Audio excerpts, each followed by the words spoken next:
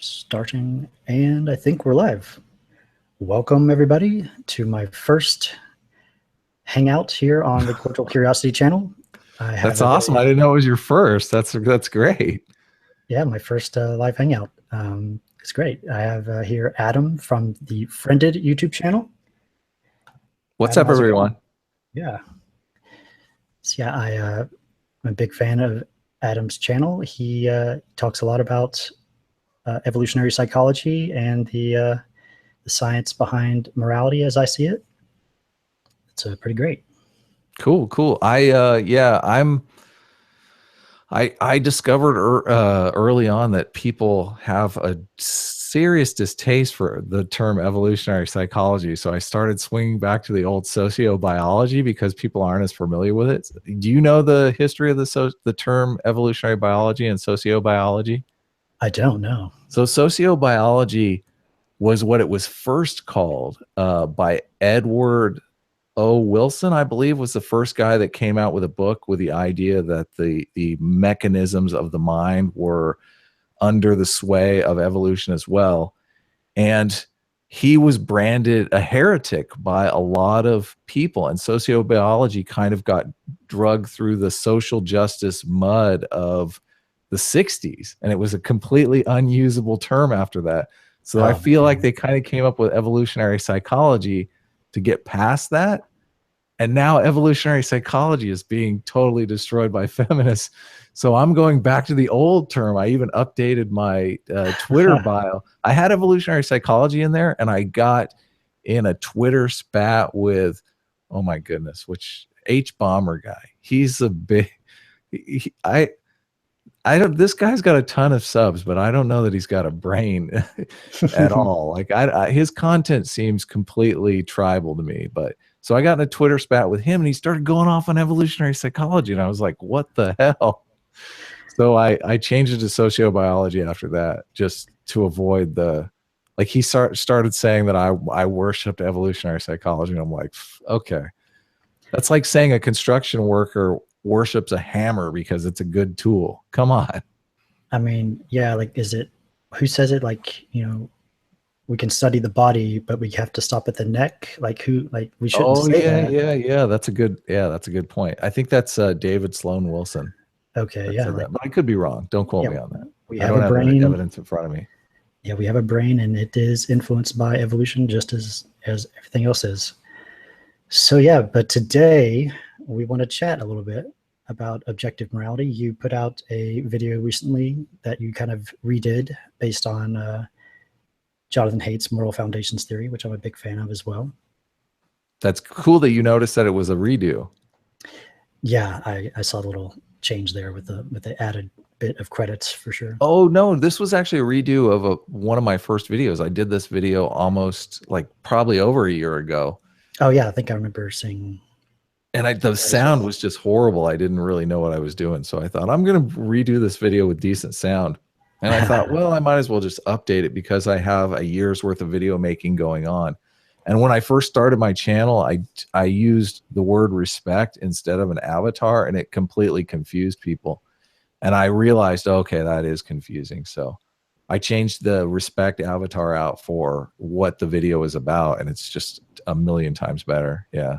Oh, you just use the word instead of your face? Yeah, exactly. Yeah. I could see how that could be confusing. Yes, it is. I have another video that I'm going to update shortly that I made the same mistake in. So yeah, we're all trying to figure this YouTube thing out as we go. Yeah, it's fun. It's a lot of fun. The feedback is so helpful. So helpful. I'm glad when people leave comments and let me know what's up. Totally. Cool. So want to get started? Yeah. So objective morality, you listened to a stream that I did with the Distributus, which was a total shit show because he came at me with a lot of math and philosophy, two of the things that I don't have much experience with. I was telling Reed, I can use your name, right? Sure. Okay. Yeah, that's fine. I was telling Reed before the stream began that the only math, like the highest math level I've achieved is a college algebra class which I got a D- in. I'm very proud of that. So I'm not a math oriented person. I got interested in evolutionary psychology because I enjoy writing, and and the heart of writing for me is knowing the character's motivation. And morality and motivation are strongly linked. And all of a sudden I discovered the topic of evolutionary psychology, and it seemed like, wow, there's just this amazing window into my own actions, subconscious behaviors that I have that I don't understand, and character motivations. All of a sudden it was kind of like seeing through the matrix, like understanding people's underlying motivations was so fascinating to me. So that's really why I got into it. It wasn't to solve this great objective morality problem, but I guess along the way I kind of stumbled onto the answer to that. Cool. Yeah. I mean, I think humans in general want to understand the world as best they can. And for me, evolutionary psychology, when it comes to human behavior, I mean, that's just like the gold standard. Yeah, I find myself doing things that I don't like. And I think a lot of people are in situations like that where they find themselves doing things. There's a meme going around that emotions are just matter of factly bad. That we all want to be rational human beings, and that anyone who uses emotion is a a dullard, is someone that we shouldn't respect. And I feel often like these emotions are kind of like a superpower, because they are our key to predicting the future, because the emotions evolved to promote a behavior, and that behavior, it helped our ancestors pass their genes down successfully. And the only reason we have those emotions is because they had that ability, and that is really a predictive power. The problem is where they clash with modernity, but understanding the roots of those has so much helped me in my personal life, just dealing with those emotions. Like understanding there is some value, some utility to this emotion. I shouldn't just throw it away out of hand without understanding it. But at the same time, since I can do the evolutionary I can run the evolutionary logic on why I'm feeling this way, it also helps me deal with the fact when it is bad, because sometimes it is bad. Sometimes you really shouldn't. That feeling is going to get you into trouble, especially with like anger and tribalism. We're constantly talking about that on Twitter, but that's where you really run into trouble, where you just believe people out of hand because they're in your tribe. Totally. Yeah. Just seeing where these emotions come from, you can kind of take the picture in picture view and just kind of move these emotions down out of the way, because you know where they're coming from, and you can kind of try and see them as what they really are and not take them so seriously. Yeah, exactly. But at sometimes know when to take them seriously. Yeah. It's like it's a balance there. Sweet. So let's talk about morality a little bit. What is your take on objective morality? My take is pretty much in line with how Sam Harris sees it from The Moral Landscape. But Okay. This will get interesting, because I've I read The Moral Landscape, but I got absolutely nothing out of it. So okay, maybe you can explain it to me better than him. I maybe honestly, my critique of The Moral Landscape is there's a bunch of anecdotal evidence in there. Sam Harris just trots out the anecdotal evidence in mass, and Sam Harris is so much fun to read because his stories are great and they're very entertaining, but anecdotal evidence is the weakest evidence going. So yeah, I think it's the principle behind what he's trying to say that appeals to me, and I think if I can articulate it clearly, it's that morality has to relate to the well-being of conscious creatures in some way. okay. Like when it comes to rocks, we don't really care about anything that happens to them morally or in any way at all. It comes down to what's happening in the experiences of just things that have consciousness. We do care about buildings though. But is there anything that a building experiences? No, we care about art. That has the same idea as a rock. I mean, we imbue much reverence for great art, and most of the reverence for that is just the historical context of it. So I mean, Well, when it comes to what we treat like buildings and rocks, it comes down to what other people are experiencing about those things. Right?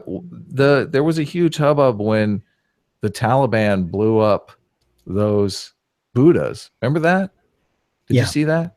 Mm-hmm. They blew up like 2,000, 3,000-year-old Buddhas.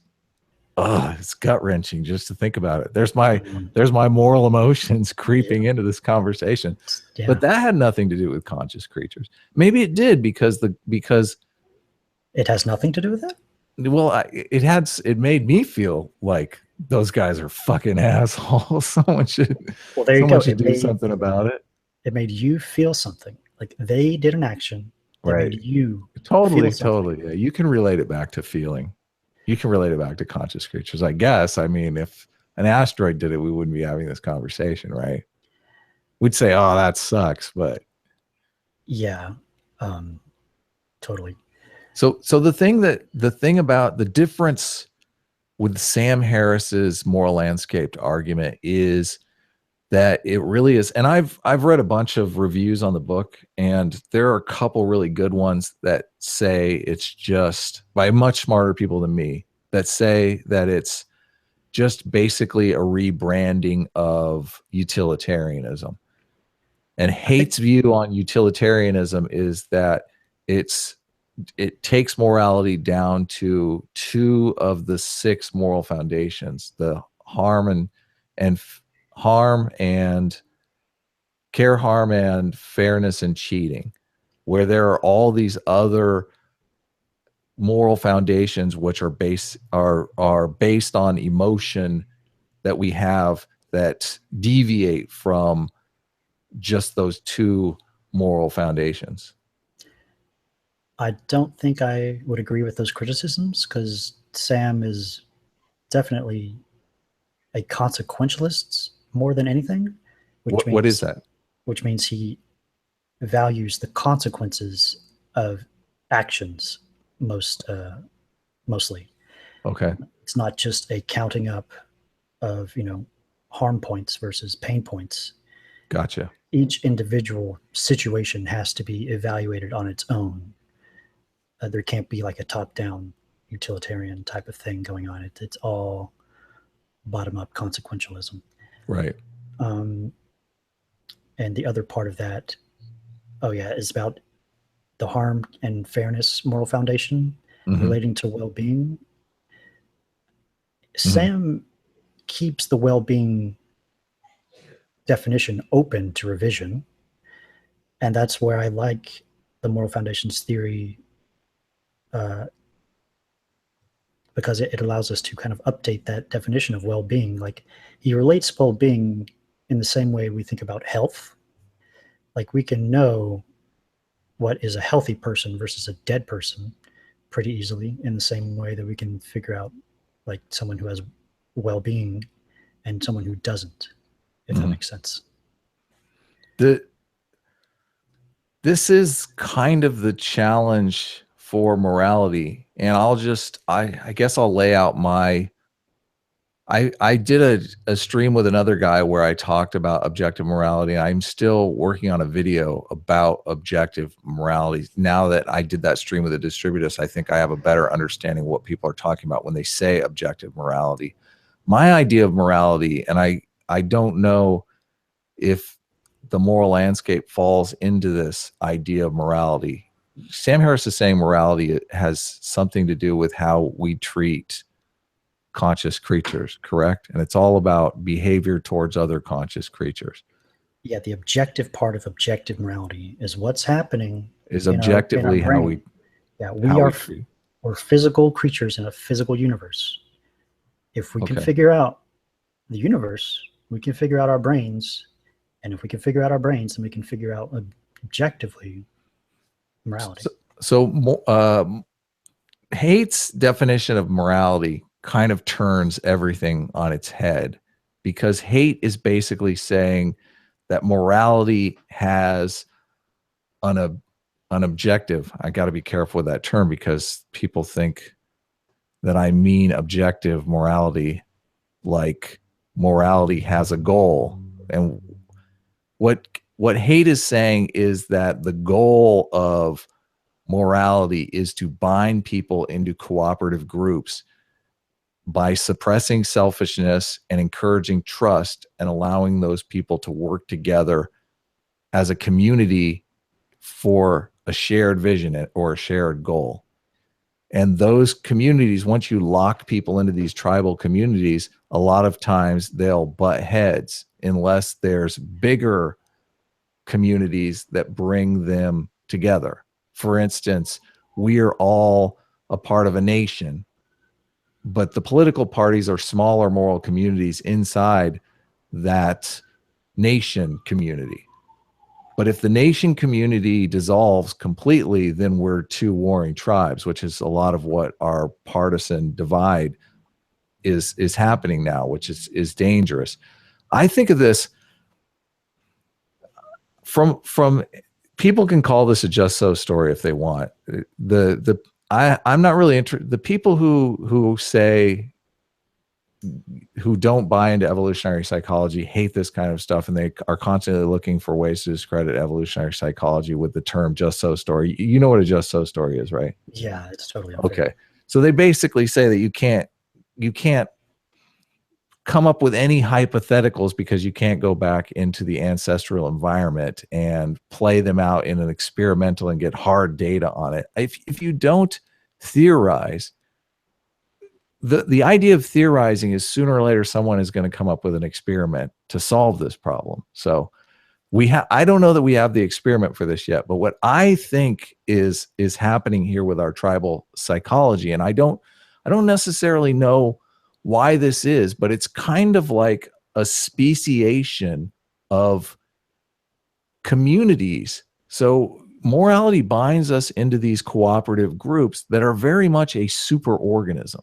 And that superorganism is working together to acquisition resources and churn out babies the same way an organism would. Every cell in your body works together to make you, and you are a superorganism of single-celled organisms, right? This is something we understand and respect in biology. So if you carry that to these tribal communities becoming superorganisms and fighting against one another in the ancestral environment, tribal communities breaking up because there are personalities involved in that tribe that clash, and one personality takes half the tribe with it, and the other personality takes the other half with it. And then sooner or later, those two tribes do battle and one consumes the other. The bigger personality wins. I can see that happening, playing out over millions of years in the ancestral environment and building this tribal psychology that we all experience online. So the thing is, what we're really trying to overcome in our modern world is that psychology that's driving this behavior. That's like, let's split the tribe up and fight. Let's take these ideas and fight each other with them. But really, we're in that ancestral environment. It was really very much more important to stick together as a community than it was to find the truth. And in modern society, we really need to find the truth more than we need to destroy the tribe over the hill. But still, people want to, it's fun for people. It really is. It's very enjoyable. Taking down an enemy in the other tribe. I know people don't want to say, people say emotion has nothing to do with it, but damn it, that feels good. Is it not the reason? Is it not the motivation driving us? Totally. Yeah, I can see that for sure. So getting past this,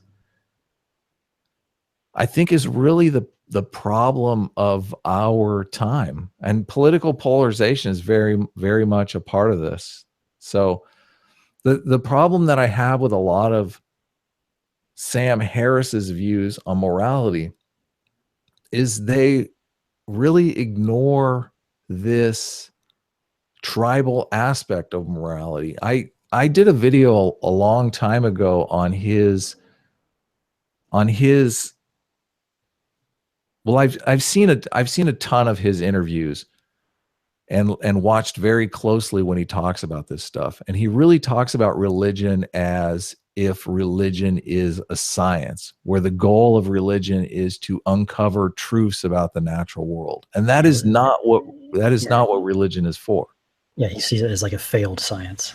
Yeah, he said that. He said that on the Jordan Peterson podcast. He did. He sees it as a failed science, but I think that's wrong for me. Morality is a successful group, super organism creating thing. It's not a failed science. It is very much a failed science.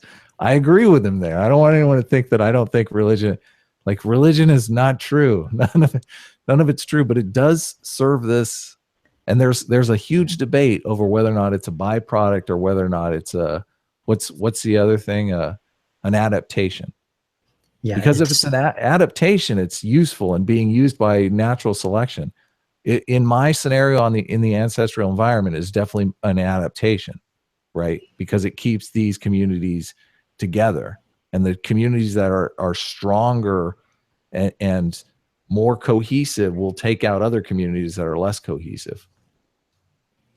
So my thinking on objective morality is very much that if you want to say morality is objective, you have to have an objective metric to measure it by. And if we're measuring morality the way that I propose we measure morality, how cooperative it makes a group, how happy it makes a group, then there are all kinds of objective ways that we can measure it. I think the way Emil Durkheim measured it was on suicide rates, which I think is actually a good metric, because if you think about it, if you want to measure how many people in the Islamic faith commit suicide and how many people in the Christian faith commit suicide, I mean, that has to be the ultimate measure of unhappiness, correct? I mean, if you're committing suicide, you're definitely not happy. Well, I think that's what Sam Harris is trying to go for, is the ultimate measure of well-being. And Durkheim only had at the time, suicide statistics. But if we had, in principle, some type of magical brain scanning device that we could use on people, and figure out, if we come across a situation or an event where there will be consequences one way or another, we could run an experiment to see all of the people involved in that situation, which situation has a better impact on their well-being objectively in their brains. See, that's the well-being. That's part of the problem with objective morality, is that the well-being is always going to be subjective. The suicide rate is not going to be subjective, because we can all agree on how we measure the suicide rate. We can't all agree on how we measure the well-being.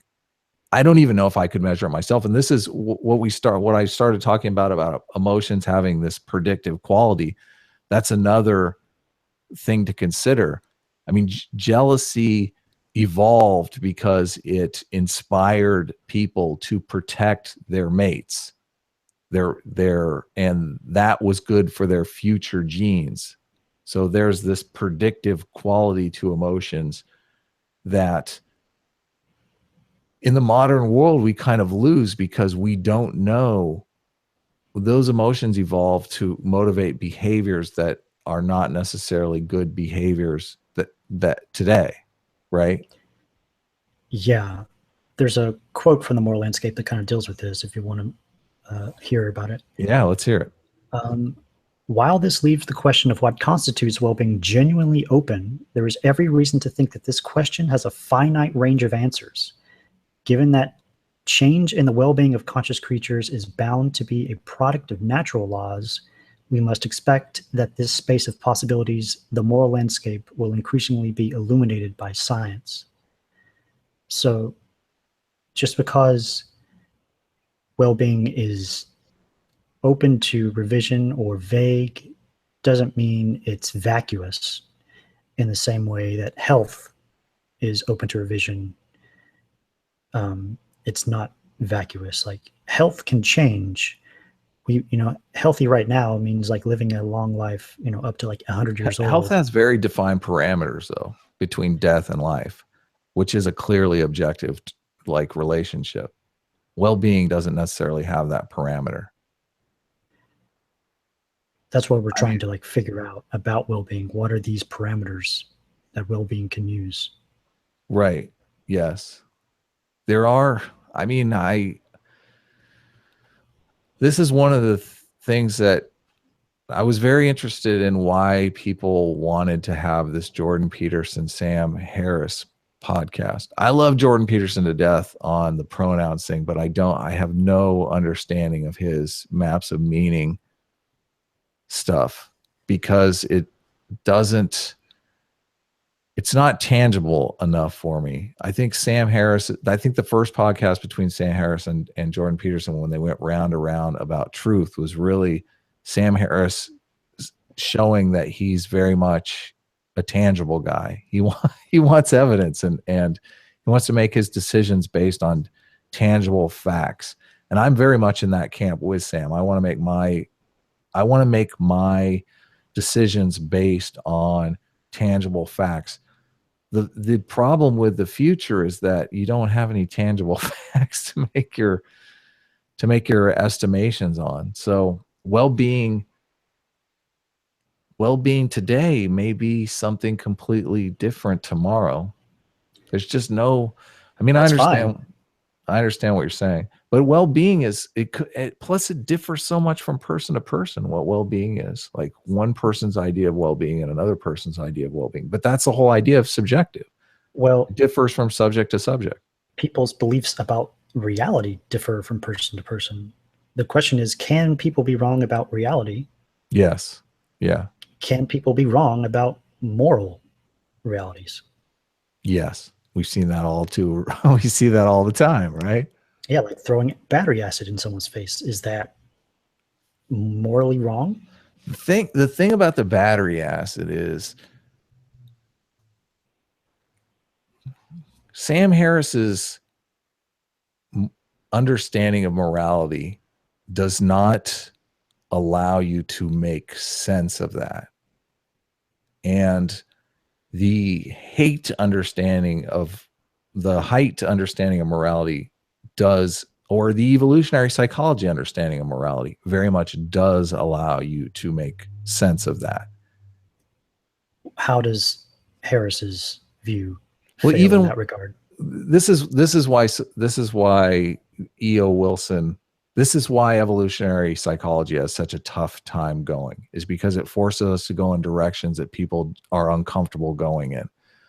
People often retreat to philosophy and heady conversations about objective morality because they're uncomfortable going in the direction that evolutionary psychology takes you. If you want to look at it, one of the reasons why it's amazing to me that so many atheists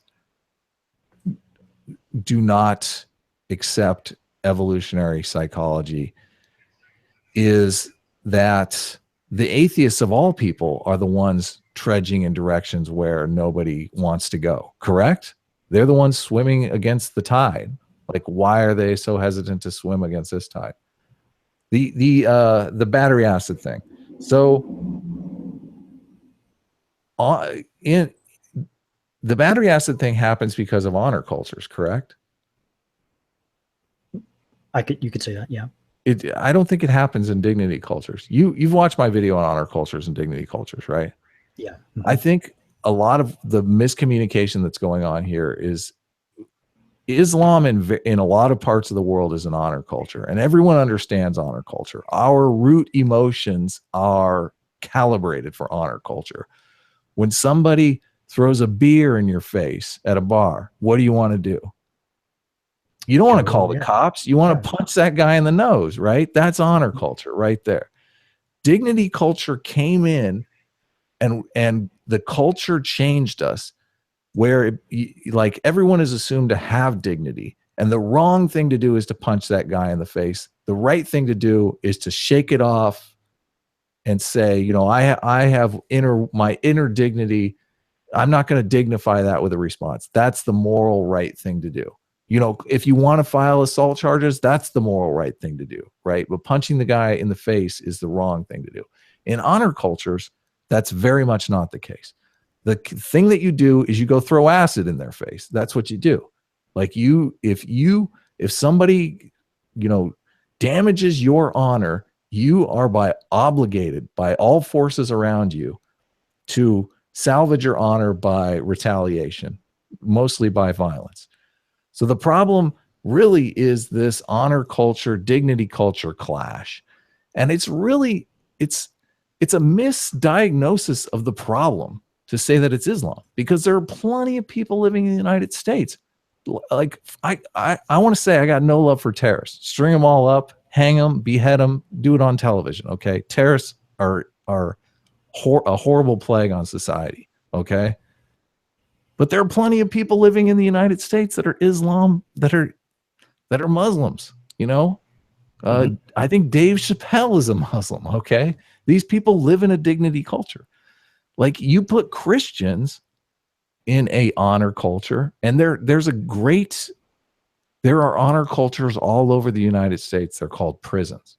Like, as soon as you're like thrown into prison, you're immediately thrust into an honor culture where you are forced to live by the rules of the culture around you. And a lot of people have this idea that culture, you know, that we can just, culture is a game that we're all forced to play in. So when these people are coming over and the culture clash is taking place, it's very much, I think, an honor versus dignity culture. Yeah, I think the Sam Harris experiment to run and the bar fight of the beer being thrown in the the face of one guy and the other guy retaliating. You have two bars where one person we're going to play this out. Like, one person getting hit with the bottle in a dignity culture and one person in an honor culture. Scan the brains of everybody, of those two people in those situations, and you have objectively which is better for well-being. But this gets to the root of the problem with Sam Harris's morality. It's because it's not in the brains of the people. It's in the brains of the people around them. It's about the reason why in an honor culture you punch the guy in the face is because that is what everyone else around you expects you to do. And in a dignity culture, everyone would be totally against you doing that. So yeah, the morally right thing to do is put out by the social situation, not by the brains of the people. Yeah, and I don't think he limits it to just like individual brains. Like he broadens it out to the society and like the economic systems in that society. Like, everything works together, right? But it all comes down to the experience of conscious creatures. Right. That's at the root of all this. Yeah, it's an interesting thing, and that experiment has actually been done. It's I can't remember. I mean, I've read so many books, it's difficult for me to pin down exactly where it came from. But the experiment, they take people from northern states and they take people from southern states, and it's commonly understood that the United States South is a lot more of an honor culture than a dignity culture. And we've done tons of experiments illustrating this. So the experiment is where somebody walks past somebody and brushes their shoulder, doesn't move out of the way. And then they make the kids write essays about some moral infraction. And as soon as you take the honor culture people and you do this, like, his honor's been totally destroyed by this guy, bumping shoulders with him, they just go crazy in the essay. They're like, kill that guy. So, that's amazing. Yeah, it's funny, but we're socialized. This is one of the reasons why, man, I am a liberal at heart, and my whole emotional outlook is calibrated for liberal. I'm a bleeding heart. I'm a total bleeding heart. But you can't, once someone is socialized, you can't move them. They're stuck in an honor culture. You can't move them from an honor culture to a dignity culture. So it makes, I look at this immigration thing so much differently. But the thing, what's that? You can't move them out of that culture? You think you can? I'm not sure. Maybe you can. Maybe you can. The difference between an honor culture and a dignity culture, one of the hugest differences, and this is going on with the Black Lives Matter thing, was Majid Nawaz in an honor culture when he was a terrorist? Or I don't know. That's a good question. Because I think he is like the most blatant example of someone going like 180. Yeah, that is a good question. That is a good question. But he might have defected from the honor culture to the dignity culture because he was just bad. He was a lightweight in the honor culture. In the honor culture, you're totally measured by your ability to be violent. And if Nawaz was just a wuss, for lack of a better words, then he's going to be much more successful in a dignity culture. Most people are going to be more successful in a dignity culture because, let's face it, most of us aren't, Hulk Hogan. Most of us aren't, the thing about dignity culture is it unlocks all of this economic potential, because now the kids that would usually get beat up in an honor culture can go start the next Facebook, right? I mean, there's a lot of ways to succeed when you take just raw might out of the equation. When people can succeed intellectually, when people can succeed with art, when people can succeed with music, or there's all these different ways that people can succeed, then that allows economies to really be unlocked. So, I mean, moving from honor culture to dignity culture, I think, is a very important evolution in man. And the thing is, you're still going to have people, and the people that are coming over from the Middle East are probably I guess you would have two types of people. You would have people that were failures in the honor culture who were more docile and could probably be assimilated relatively easily, which I would guess would be the Nawaz type. But then you have other people who are just really thugs, who are the same idea as someone who would get out of prison and just, might makes right, their whole ideology. Like they want to live in an honor culture for a very good reason, because they succeed in an honor culture.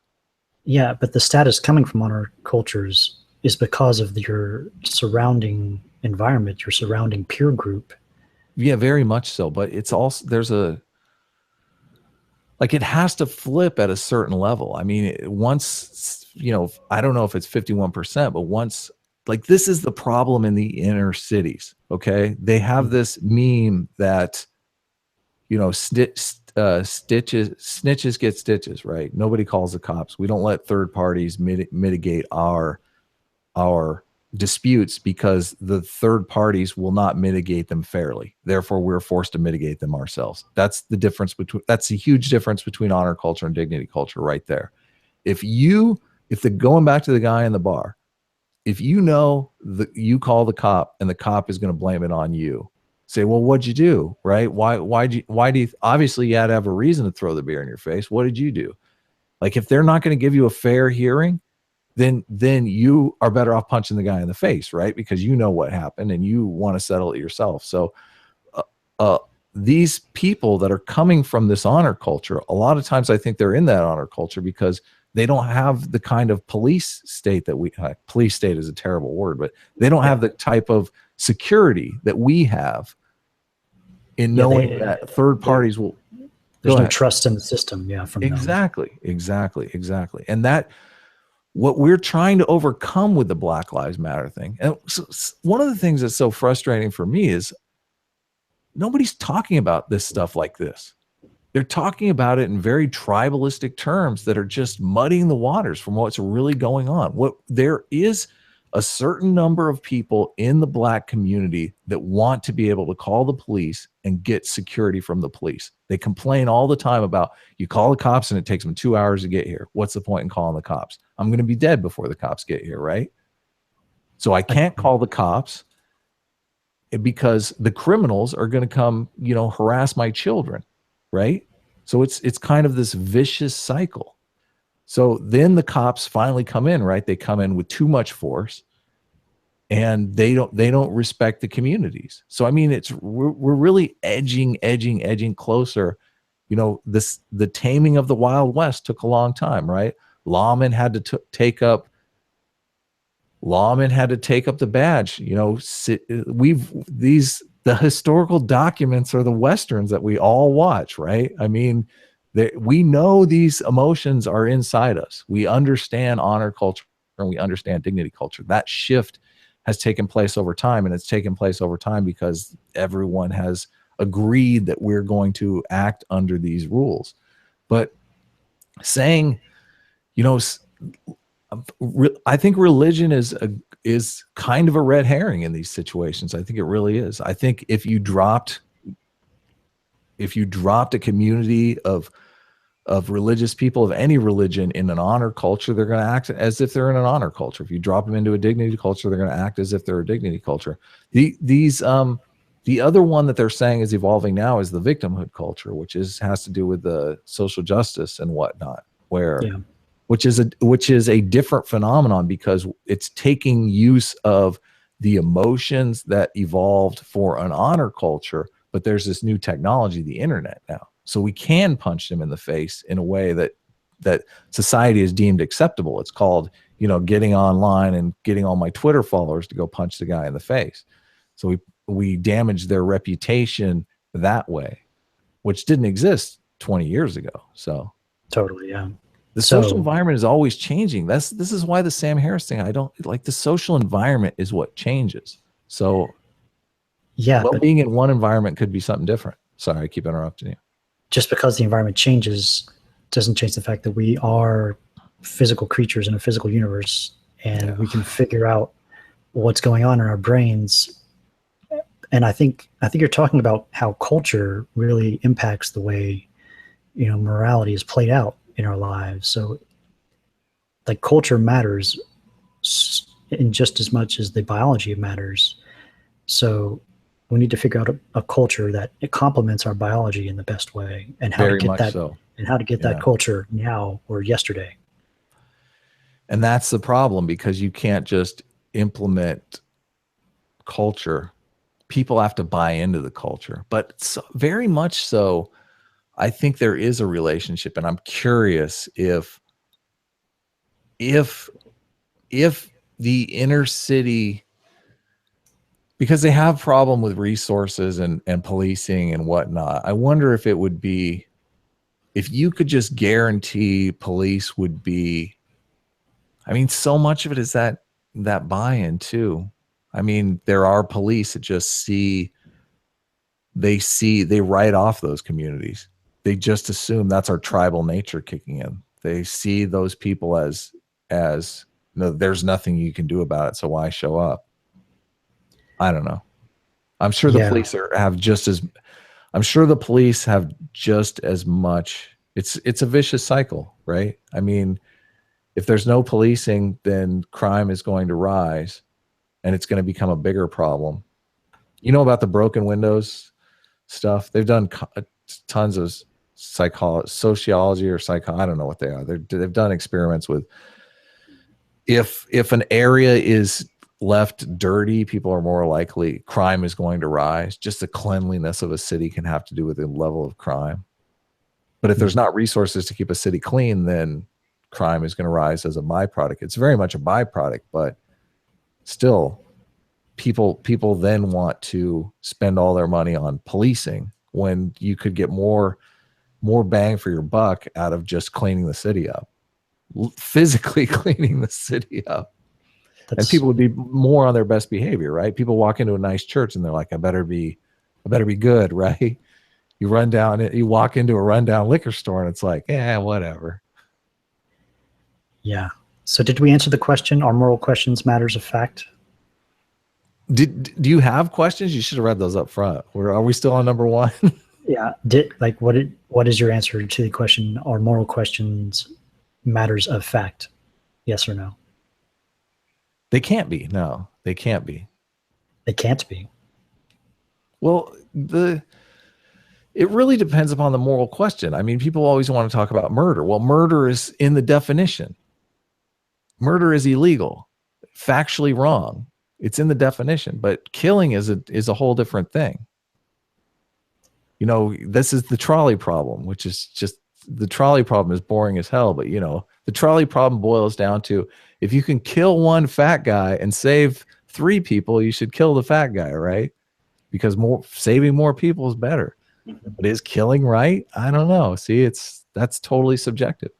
If we could define moral, either way is right.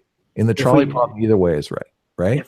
If we could define moral with standards that we all agree upon, but no one's ever going to agree on those standards. Is it right to kill the? There's 2 situations: kill the fat guy and save the 3 people, or let the 3 people die. Which is right? Which is factually correct? And what morality is going to get you to that factual correctness? Based on our standard of morality, we can make that judgment. Okay. What's the right answer then? What was the trolley problem? The 1 versus 3? Kill the fat guy and let the 3 people die. They get hit by the train, or don't do anything and the fat guy dies. Oh no, don't do anything and the 3 people die. So it's basically 3 people for 1 fat guy. This is the pushing the fat guy over to save the 3 people? Yeah. And he's got a son with autism that he takes care of. Let's just make it interesting. That changes things. I know. This is why it can't be objective. You can't be objective. It can't be objective. Well, the active part of it. Either action that you take is correct. It's the correct course of action. No one can condemn you for doing either thing. But people do. Yeah, sure, they can, but people, this is. It's you're not going to get incarcerated for it. The problem with objective morality is then you're talking about incarcerating people for it. I mean, this is the pronoun thing. It's like, okay, now I misgender someone and I can do jail time. I mean, that's a kind of objective morality I don't know that we're ready for. Yeah. When it comes to what we define morality as. And his kid with autism has a nice little hamster that he takes care of. See, you can always make it more interesting. I'm sorry I interrupted you. Go ahead. What are the next questions? How many questions we got? I didn't know we had questions. This is just like our podcast. Well, no, the main question is that question, are moral questions matters of fact? And I think they are when you define moral in a sensible way. Yeah, the problem is defining it in a sensible way. The thing about after I had that discussion, I did a bunch of reading, the discussion with the distributist. And I mean, I've had a couple of these conversations before and I always get stuck. Now I feel like I'm pretty comfortable with what objective and subjective mean. I don't know that a lot of people understand that. Objective means that the object is unchanging by a subject viewing it. The rock example, a rock is going to be as it is for us or for some alien culture. It's going to be unchanging. But a subjective thing changes. You know, that's very much an opinion about the rock or the piece of art or what is right and wrong. It changes from subject to subject. So that's why morality really is subjective by nature, because the answer to the trolley problem is going to be different by every single person. But that's not necessarily a bad thing when you think of it as we're forming these moral communities that function as superorganisms. It really is the different people having the different perspectives allows you to narrow down to a consensus, which you don't have if things are just objective, right? Yeah. Like it's boring measuring the rock. Yeah. The objective part is just, our object of comparison. It's like we have a little box called, like Reed's morality. Right. And I put things in my box and then I can measure things objectively based on what I put in my box. Yeah, but that's your subjective box. Yeah, I put things subjectively in my box and then objectively compare it. Right. So what can I figure out about these subjective things putting into my box that are most reasonable? And I think Sam Harris pretty much nails it. It has to do with conscious creatures, and it has to do with well-being. Those terms are open to revision, but that's generally what it's about. So where are you at on the misgendering thing then? Which is the pressing moral debate of our time.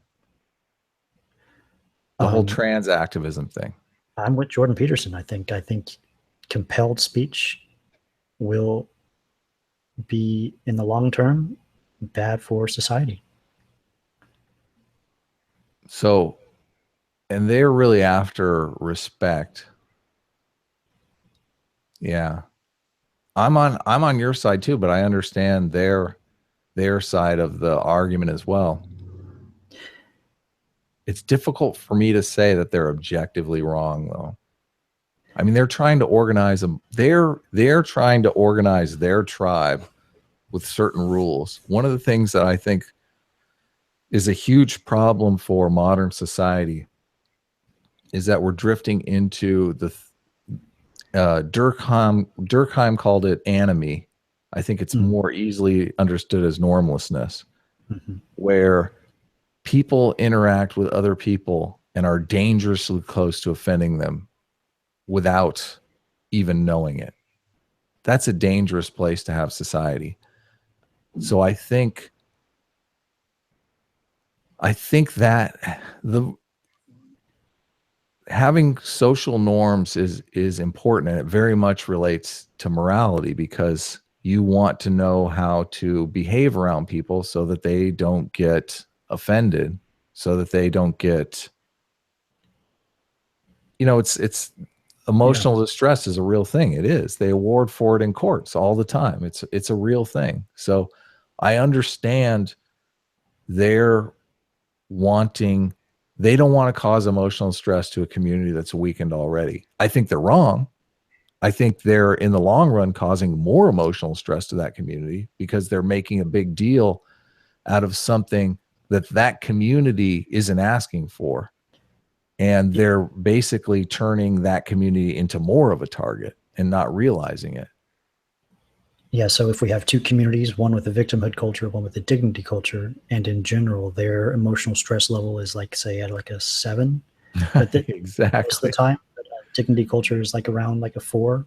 You're going to live longer in that dignity culture, aren't you? Yeah, less suicides in the dignity culture. All these stuff we can objectively measure around these things that we put in our box called objective morality, or just morality, and we can objectively measure these things. Well, we have the computer technology to do it now. We could do it. That is true. We could measure it that way. I think suicide rate is a great metric. I'm going to put this forward for the first time. I'm going to just throw it out there. Suicide rate is the metric to measure on. Okay. I could be wrong. I could totally be wrong, but I'm curious what other people think about it, because it's like parsimonious, right? It's just one thing. But you would have to poll every single person inside that moral community to find out, these people would have to willingly say that they're a part of that community. Like I say I'm a part of the atheist community, the skeptic community. Yeah. So, but you can be a part of other communities too, right? I'm a part of the racquetball community as well. Okay. Just because you're a part of one community doesn't mean you can't be a part of another. But then you get to vote on that community's, suicide rate. I actually think the suicide rate for atheists is abhorrent. I think it's huge. I don't know if there's any stats on it, but if anyone wants to look it up, my guess is it's close to, 10%. I don't know. That's terrifying. It is terrifying, but I'm sure the religious people, this is the one thing too that I think a lot of people ignore. Those communities that go out and we should be looking at those communities as a resource. They're the ones that don't buy into any of our bullshit. They're the ones that are going to objectively check everything that we do. We should be thankful. They're doing us a service, right? That's the way it works in the scientific community. But as human beings, we just want to say, oh, well, they're outsiders. Dismiss them. They don't know what those Christians don't know what they're talking about. They can't come up with figures on trenders. They don't know what they're talking about. They're Christians. They're idiots. No, we should be, when a community doesn't buy into your bullshit, you should be looking at them like they're the ones that are going to figure out where I'm making mistakes. Absolutely. That's where Jonathan Haidt's like a heterodox academy is all about. Like, we have logs in our own eyes, and people, we need our enemies to see or to tell us about them. Yeah. Adversaries. They need to stop being enemies. Adversaries is a much tamer word. Yeah, I think we are drifting into the enemy thing, though, aren't we? Which is, it's bad news. Let's just have a team of rivals. Yeah, exactly. Obama did a good thing there. Have you read that book? That's a pretty amazing book. No, I haven't. Yeah, Team of Rivals is a book. So we've gone about an hour. Do you have more questions? No, not really. It's just the one question. Like, if more questions are matters of facts. Yeah, I wish I could give you better answers than that. It's a tough subject. I don't think we could solve it in an hour. It's been going on for millennia. Because it's subjective. That's more like it. If it was objective, we could solve it. And like, we could have a stream and figure out like the suicide rate of certain. Well, we would have to get a statistician on that one, but yeah, it still comes down to me the principle that we could, in principle, figure out objectively what's going on in human brains at some point in the future, and that would tell us objectively which things are best for us. Like, and that's a matter of science. That's a matter of just figuring out what's true about reality. Yeah, that is a struggle in our time, in the world of fake news, and I mean, it's a full-time job to figure out what reality really is. Society we used to work together at that, and now we don't, which is a problem. Totally. So you want to end it there? Yeah. If you want to end the stream, I'll stay on the line. Okay. All right. Thanks everyone for watching, and thanks Adam for joining. Yeah, it was a great discussion. Take care, everyone.